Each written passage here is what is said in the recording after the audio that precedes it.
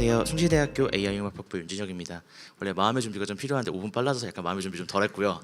네, 저는 오늘 여기 계시는 많은 분들도 마찬가지고 지금 유튜브로 들으시는 분도 마찬가지일 텐데 어떤 면에서 우리 모두 지식을 생산하고 있습니다. 매일매일 텍스트를 생성하고 있고요. 아니면은 여기 계시는 분들은 학자들이 많으시니까 논문도 많이 작성을 하고 어떤 식으로 우리 후대에 지식을 남기게 되어 있습니다. 근데 지금 최근에 몇 년간 우리한테 가장 많이 이야기되는 거는 이거 앞에 화면 좀 변화가 느리네요. 사실 생성형 AI가 나타나면서부터 우리의 삶이 많이 바뀌었죠. 지난 2022년 11월에 챗GPT가 처음 공개가 되면서부터 대략적으로 약 4년 동안 기간 동안에 우리가 알고 있는 세상이 굉장히 많이 바뀌었습니다. 그래서 이 바뀐 것들이 우리가 지식을 생산하는 데 있어서 특히나 학자들 같이 전문 지식을 생산하는 사람들이 어떤 식으로 다른 행동을 취하게 되었고 이걸 장기적으로 우리의 지식 생태계에 어떤 영향을 주는지에 대해서 이야기를 해보고자 합니다. 사실은 기술이 어떤 과학기술자들의 지식 생성에 대해서 영향을 준 게 처음은 아닙니다. 사실 생각해보면은 기술과 과학기술자들의 어떤 지식 생태계는 밀접한 연관이 있습니다. 예를 들어서 2000년대 초반만, 1900년대에는 사실 웹사이트라는 게 나와서 우리가 기존의 어떤 자료를 읽던 방식들을 인터넷상으로 옮겨가게 되었고요. 그리고 2000년대 초반에는 구글이 나왔죠. 구글이 2003년 구글 스콜라라고 하는 학술 검색 엔진을 만들면서 학자들이 논문을 찾는 방식도 많이 달라졌습니다. 그 이전에는 도서관이나 이런 데서 논문을 찾거나 아니면은 자기가 알고 있는 사전 논문들을 위주로 새로운 지식 작성했다 그러면은 지금은 2000년대 초반부터 2020년 정도까지는 열심히 검색을 많이 해서 새로운 지식을 찾는 시도를 할 수 있게 되었고요. 그 이후에 다양한 콜라보레이션 도구도 나왔고 우리가 이제 지난 몇 년간 챗GPT가 나오기 전에 2, 3년 동안은 사실 코로나 시대였죠. 그 시간 동안에는 오프라인이 거의 사라졌기 때문에 강제적인 방향도 있었고 아니면은 온라인 자체가 된 강점도 있었기 때문에 커뮤니케이션의 방식도 온라인으로 많이 넘어가는 순간이 있었습니다. 그리고 2022년을 기점으로 해서 우리가 생성형 AI 시대, 챗GPT로 대표되는 생성형 AI 시대가 되면서 우리에겐 또 다른 시대의 어떤 시작이 열렸죠. 그래서 이제 우리가 논문을 쓰거나 할 때는 주로 인용을 하게 됩니다. 논문은 어떤 사전의 지식이 존재했을 때 우리가 그 지식에 기반을 두고 있다는 일종의 어떤 선언 같은 겁니다. 내가 예전에 이런 지식에 기반을 두어서 새로운 지식을 만들었다고 하는 선언 같은 거고요. 당연히 어떤 시점이 있게 되면은 그 이전의 논문들이 인용하게 되어 있고 그 논문은 다시 또 다른 논문들이 인용이 되면서 지식이 재생산되고 퍼져나가는 그런 과정들을 거쳐 나가게 되어 있습니다. 근데 이런 논문들 검색하는 거는 아까 잠시 구글 스콜라 얘기 드렸지만 사실 방식이 많이 변해 왔습니다. 1975년에 지금은 클래리베이트라는 회사로 넘어갔는데 웹 오브 사이언스에서 처음 만들었던 JCR은 책이었습니다. 이 JCR이나 전혀 사이테이션 리포트라고 하는 거는 우리가 세상에 있는 모든 논문에 출판하는 학술지를 알 수가 없기 때문에 이런 정도의 학술지는 우리가 읽을 만한 가치가 있고 여러분의 분야에서 이런 학술지를 읽게 되면은 충분한 지식을 얻을 수 있을 거라고 하는 일종의 인덱싱을 위한 그런 자료를 만들기 위한 작업이었고요. 그게 점점 자료가 많아지다 보니까 마이크로필름 형태로 만들어졌다가 2000년대 초반에 2010년 정도에 웹사이트 형태로 넘어가서 지금은 사실 저 웹 오브 사이언스 책 형태를 보신 분은 거의 없을 거라고 생각합니다. 사실 저도 직접 본 적은 없습니다. 제가 1986년생인데 75년에 나온 저 책을 본 적은 없고요. 그래서 사실 이런 프린티드 에디션에서 시작해서 우리가 점점 정보를 쉽게 얻을 수 있는 방향으로 점점 지식 생태계에서 정보 획득이 변화하고 있는데요. 그래서 챗GPT가 나오기 전에는 사실 저 구글시는 모든 것을 알고 싶다. 저의 대학원 지도 교수님 정하원 교수님이 맨날 하셨던 말씀인데 요즘엔 좀 바뀌신 것 같아요. 챗GPT 나온 이후로. 어쨌거나 우리는 구글 스콜라라고 하는 혹은 다른 검색 엔진이라고 하는 그 알고리즘에 기반한 데이터 취득을 점점 많이 하고 있었습니다. 그래서 우리가 논문이 나오게 되면은 예전처럼 학술지를 직접 읽는 거는 점점 줄어들게 되었고요. 언젠가부터는 내가 관심 있는 류의 주제가 있다 그러면은 그 논문을 검색 엔진이 모아둔 구글이 검색해서 수집하고 인덱싱한 논문들에 대해서 그 인덱싱한 논문들을 찾는 작업을 하거나 혹은 심지어는 자기가 관심 분야를 보면 추천할 수 있도록 알고리즘이 직접적으로 메일을 보내주기도 합니다. 그 구글 스콜라에 자기 프로필을 등록해놓고 이메일을 등록해놓게 되면은 자기가 관심 있을 만한 논문이 업데이트가 되었을 때 혹은 자기가 좋아하는 학자가 논문을 냈을 때 자동으로 메일을 보내준 서비스가 있었거든요. 그래서 여기서 얻게 되는 거는 우리가 어떤 논문에 대한 목록을 얻게 되는데 사실 여기에서도 논란이 많았습니다. 왜 논란이 많았냐? 마태복음 효과라는 것 때문에 그렇습니다. 마태복음 효과라고 하는 거는 성경의 마태복음 25장 29절에 나오는 무릇 있는 자는 받아 풍족하게 되고 없는 자는 그 있는 것까지 빼앗기라는 구절에서 나온 말인데요. 이거는 한마디로 부익부 빈익빈을 뜻합니다. 즉 논문에서 부익부는 유명한 사람이 더 많이 인용되었던 논문일 거고요. 빈익빈은 덜 유명한 혹은 덜 알려진 사람의 덜 인용됐던 논문일 겁니다. 그래서 점점 더 알고리즘이 유명하고 잘 팔렸던 논문으로만 소개를 시켜준다라고 하는 문제를 제기했던 사람들이 많았고요. 그래서 구글 스콜라 알고리즘이 의도적으로 이런 매튜 이펙트, 마태복음 효과를 증폭하고 있다라고 하는 보고가 있었습니다. 실제로 이런 과학 기술이 발전하면서부터 우리가 학술 지식을 재생산하는 과정에서 여러 가지 과학 기술 때문에 변화한 부분들이 많이 있습니다. 아까 말씀드렸던 것처럼 우리가 그 매튜 이펙트를 점점 강화하는 식으로 구글 스콜라가 알고리즘을 만들었다라고 하는 보고도 있었고요. 그다음에 우리가 요즘에 한때 논란이 많이 있었던 오픈 액세스의 장점과 단점에 대해서도 이야기가 나왔었고, 그다음에 우리가 어떤 디지털 플랫폼들이 논문 생산성을 증대시키고 있거나 혹은 방해하고 있다, 이런 상반되는 보고들도 많이 나타났습니다. 근데 사실 이런 것들에 대한 가장 큰 부작용 중에 하나는 우리가 실제로 논문을 이해하지 못한 상태에서 지식을 재생산하는 행위만 하고 있다는 겁니다. 이게 2019년이니까 챗GPT 나오기 훨씬 전이죠. 코로나 전인데 어떤 학회에 갔다 우연히 보게 된 연구입니다. 이 분의 연구에 따르면은 모든 논문에 대해서 그 인용한 논문들을 쭉 목록을 만들어서 저자한테 이메일을 보냈대요. 그리고 나 저자한테 네가 지금 인용한 이 논문에 대해서 얼마나 잘 알고 있느냐라고 하는 서베이를 1부터 5까지 단계로 질문했다 그럽니다. 1은 거의 모른다, 2는 조금밖에 모른다, 3은 적당히 알고 있다, 그리고 5가 되면은 매우 잘 알고 있다인데 거의 40% 정도의 저자들은 내가 이 논문을 거의 모른다라고 답을 했다고 합니다. 이게 무슨 말이냐? 사실은 논문을 쓰기에 관례적으로 우리가 많이 인용을 하고 요청받는 것들이 있죠. 예를 들어서 인트로덕션 세션에서 사전 연구들을 인용해야 되고 이런 부분들이 있기 때문에 우리가 예전에는 그거를 정말 열심히 공부를 해서 리터러처 리뷰를 했다 그러면은 이제는 점점 알고리즘에 따라서 추천해주는 논문을, 비슷한 키워드를 가진 논문을 단순하게 인용하는 작업을 해서 지식의 재생산에서 포함시키는 작업을 꾸준히 해왔다는 겁니다. 사실 이 경향성을 이게 출판된 논문이고요. 자, 그럼 이제 이 경향성이 어떻게 더 가속될 수 있느냐? 사실 2022년에 챗GPT가 나오면서부터 거의 모든 분야에서 생성형 AI 사용이 급격하게 늘어나고 있습니다. 이게 2022년을 기점으로 물리학, 자연과학이나 아니면 공학을 막론하고 논문에서 AI를 사용했다라고 하는 혹은 AI 사용이 의심되는 논문의 수가 거의 매년 계속 증가하고 있고요. 그래서 이제 이러한 AI 제너레이티드 컨텍스트와 기존의 검색과의 가장 큰 차이가 뭐냐?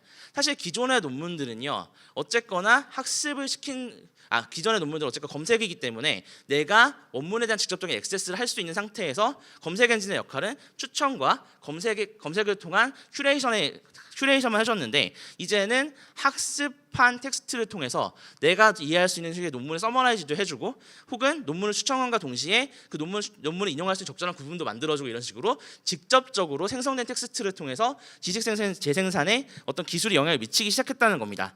그래서 실제로 서베이를 해보면은 어떤 식으로 과학자들이 LLM을 사용하고 있냐?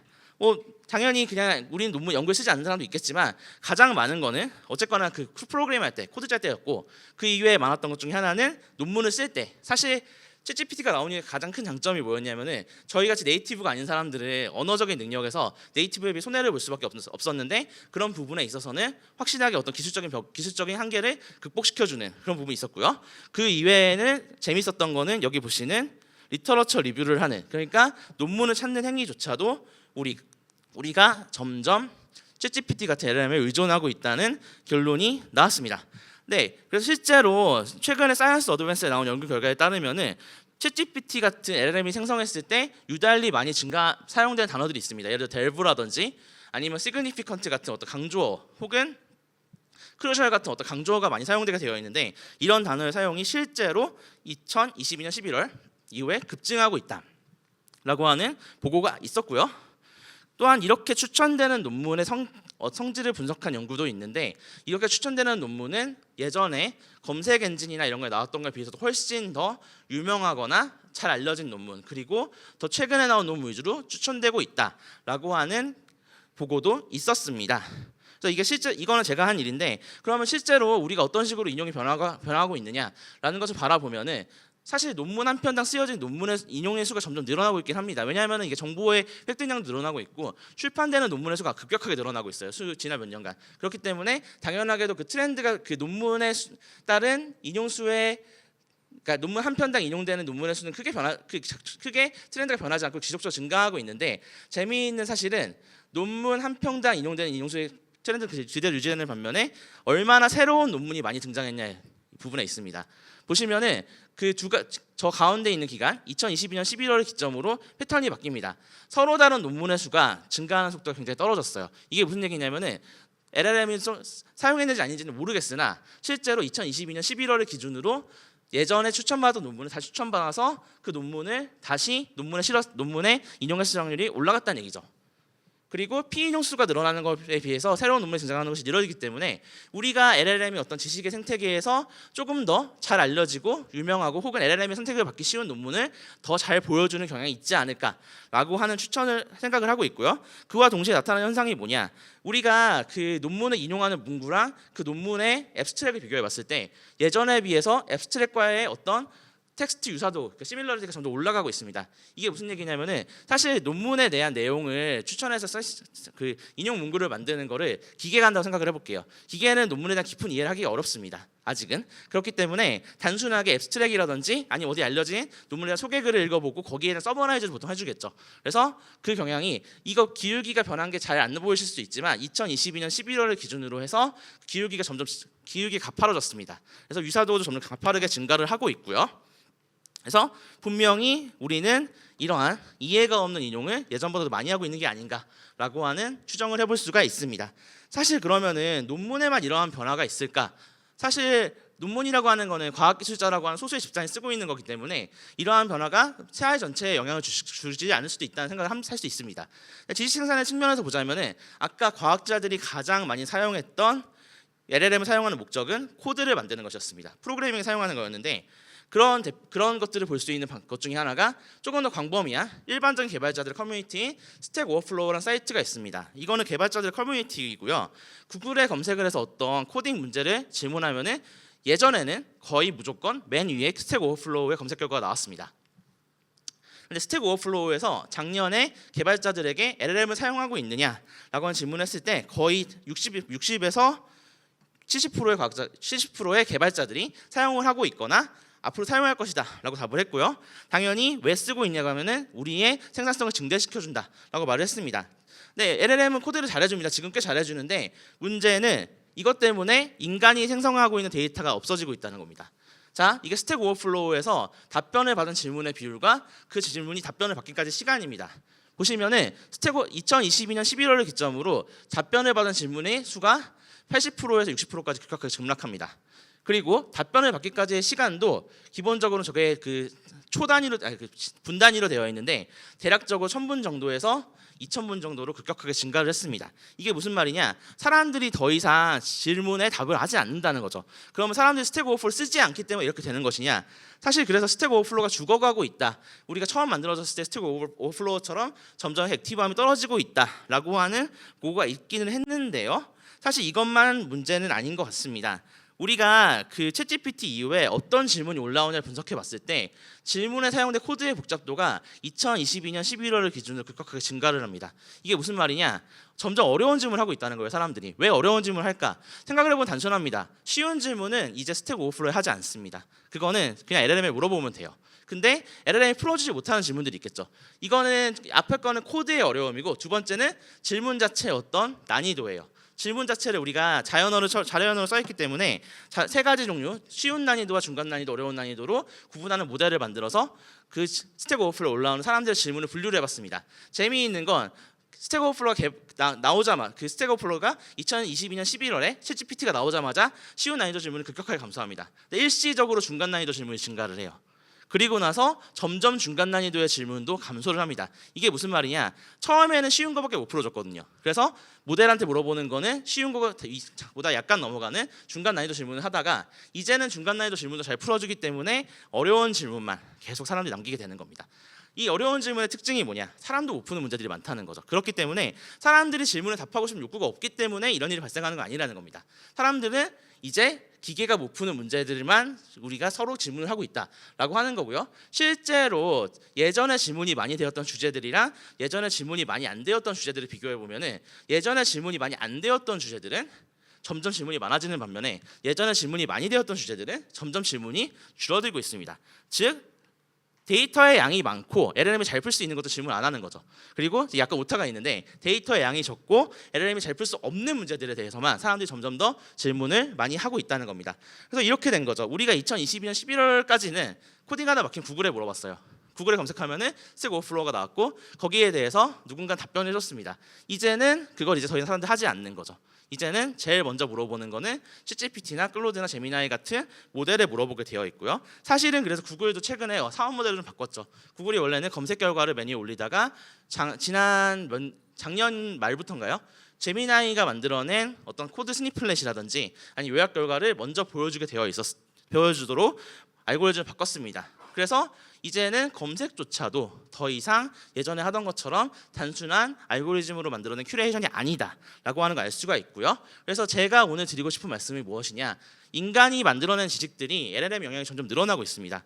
근데 이게 인간이 만들어냈던 거를 LLM이 잘 재현하거나 비슷한 특성을 보이면 괜찮은데 순수하게 인간이 만드는 지식이랑 LLM이 만드는 지식이 특성이 좀 다르게 나타납니다. 모델은 더 눈에 띄고 유명한 결과로 편향을 많이 일으키고 있어요, 사실. 그리고 사실 모델이 잘하는 부분이랑 못하는 부분이 여전히 존재하고 있고요. 코딩을 잘하긴 하죠. 근데 중간 난이도나 쉬운 난이도 질문을 여전히 잘해주는 반면에 데이터가 많이 없었던 어려운 질문에 대해서는 인간에 비해서 아직 답변을 잘 못해주고 인간의 데이터가 부족한 부분들은 잘 풀지 못합니다. 근데 궁극적으로는 인간이 생산한 데이터가 없어진다면 어떻게 될까? 라고 하는 질문을 드리고 싶어요. 사실 AI 모델에서 학습 데이터 고갈되고 있다는 얘기 예전부터 많이 나왔거든요. 그래서 좋은 데이터를 만들기 위해서 우리가 이제 그 데이터를 만드는 좋은 모델을 만들어야 된다. 혹은 인간이 어떤 데이터 어노테이션을 시작해야 된다. 이런 얘기가 나오고 있고요. 근데 우리가 이제 앞으로는 이러한 이 지식 생태계에서 인간이 만들어내는 데이터가 더 이상 존재하지 않거나 혹은 인간의 모든 데이터가 모델의 영향을 받아서 오염되었을 때 우리가 만들어진 모델이 어떤 모습을 할지에 대해서 한 번 더 생각해볼 시점이 되지 않았나라고 생각을 해볼 수가 있습니다. 네, 저는 다들 이런 거 준비하셨을 줄 알고 했는데 이 연구 두 개를 합친 발표였고요. 이 연구는 카이스트의 박사형 학생이 보통 주도를 하고 카이스트 유테코 교수님 그다음에 이원재 교수님이 앞쪽에 논문에 대한 인용 패턴 연구를 같이 하고 계시고요. LLM 이후 개발 커뮤니티 연구는 카이스트 한묘경 학생과 홍진윤 학생이 주도를 하고 있고 카이스트 김태균 교수님과 김란우 교수님과 같이 연구하고 있습니다. 네, 들어줘서 감사합니다.